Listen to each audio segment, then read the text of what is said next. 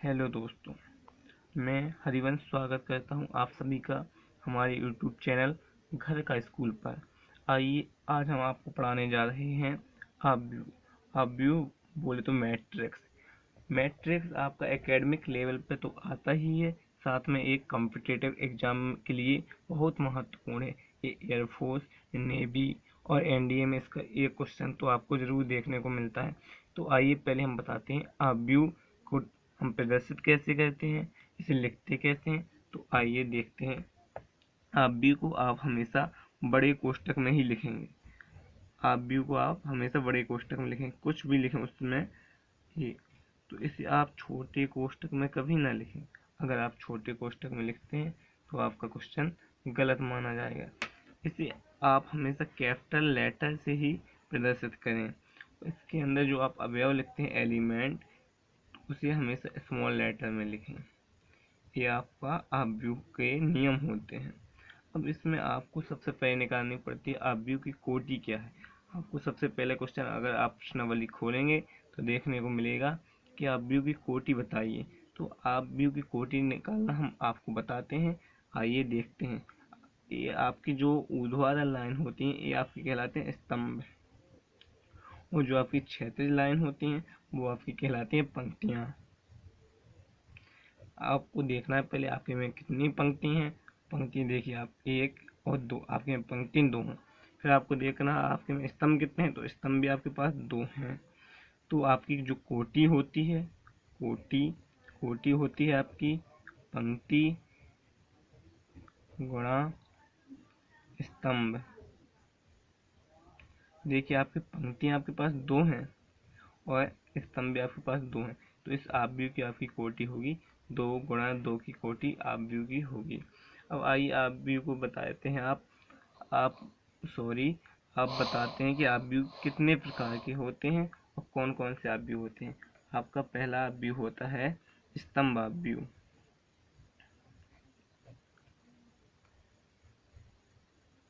आपका जो स्तंभ आव्यूह होता है उसमें केवल एक ही स्तंभ होता है।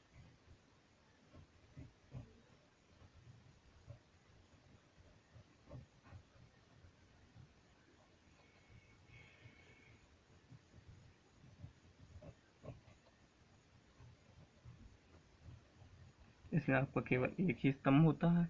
इसका एग्जाम्पल देखिए आप, ये आपका स्तंभ आव्यूह है। देखिए इसमें केवल एक स्तंभ है और आपकी इसमें पंक्ति देखिए, पंक्ति आपके पास 3 है।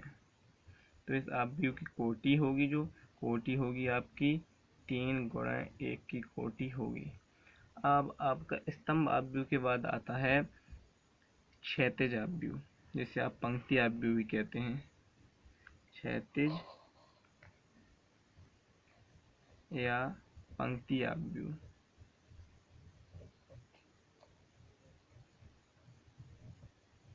इसमें आपकी केवल एक पंक्ति होती है, केवल एक ही पंक्ति होती है।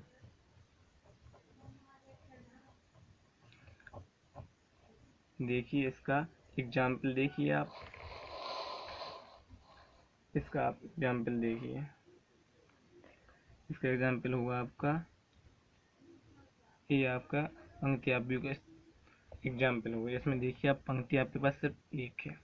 स्तंभ देखिए आप 1 2 3, स्तंभ आपके पास 3 है।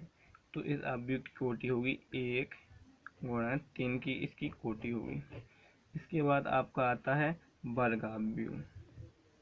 वर्ग आव्यूह, वर्ग आव्यूह बोले तो स्क्वायर मैट्रिक्स। इसमें पंक्ति और स्तंभ की संख्या बराबर होती है। इसमें पंक्ति इक्वल टू स्तंभ होते हैं। इसका एग्जाम्पल देखिए आप, ये आपका वर्ग आव्यूह देखिए आप। इसमें पंक्ति कितनी है आपके पास, पंक्तियाँ आपके पास हैं इसमें 2, और स्तंभ देखिए, स्तंभ आपके पास है 2। तो इसकी कोटि जब आप देखेंगे तो कोटि होगी आपकी वर्ग आव्यूह के बाद आता है आपका विकर्ण आव्यूह होगा। विकर्ण आव्यूह जिसमें विकर्ण के अवयवों को छोड़कर वर्ग आव्यूह के बाद आपके पास आता है आपका विकर्ण आव्यूह कहलाता है। आपका एग्जाम्पल आपके सामने है। देखिए एक आपका विकर्ण है, इसमें केवल विकर्ण के अवयव हैं, विकर्ण के अवयव हैं और बाकी सब शून्य हैं।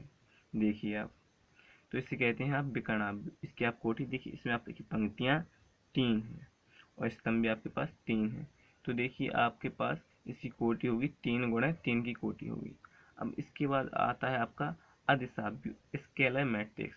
इसमें विकर्ण के सभी अवयव समान होते हैं। देखिए आप, विकर्ण ये है आपका, विकर्ण के सभी अवयव देखिए आप समान है, विकर्ण के सभी अवयव देखिए आप समान है, 3 3 3 और बाकी सभी अवयव शून्य है।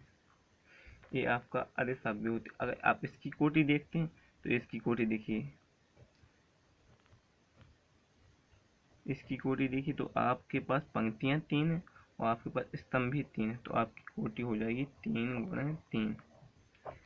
आप एक बात का विशेष ध्यान दीजिए, आपके सभी अधिशाव्यु विकर्णाव्यु होते हैं, लेकिन सभी विकर्णाव्यु अधिशाव्यु नहीं हो सकते, क्योंकि आपको अधिशाव्यु में सभी विकर्ण की संख्या समान चाहिए और विकर्णाव्यु में कुछ भी हो सकती हैं विकर्ण की संख्या।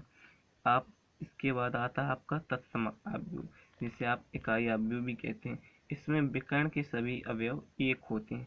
इसका एग्जाम्पल देखिए आप, इसमें विकर्ण के सभी अवयव देखिए, विकर्ण आपका ये है, विकर्ण के सभी अवयव आपके पास एक हैं और इसकी कोटि देखिए आप, तो इसकी कोटि भी 3 गुणा 3 की होगी, क्योंकि आपकी पंक्ति भी 3 है और आपके पास स्तंभ भी 3 ही है। तो आपकी कोटि होगी 3 गुणा 3। अब इसके विकर्ण, अब तत्सम का अवयव आता है इसके बाद, तो देखिए अब आएगा आपका शून्य अवयव। इसके सभी अवयव शून्य होते हैं। देखिए इसमें 0 0, आपकी कोटि होगी 1 गुणा 2 की। दूसरा एग्जाम्पल आपका 0 0 0 0, इसकी कोटि होगी 2 गुणा 2। धन्यवाद।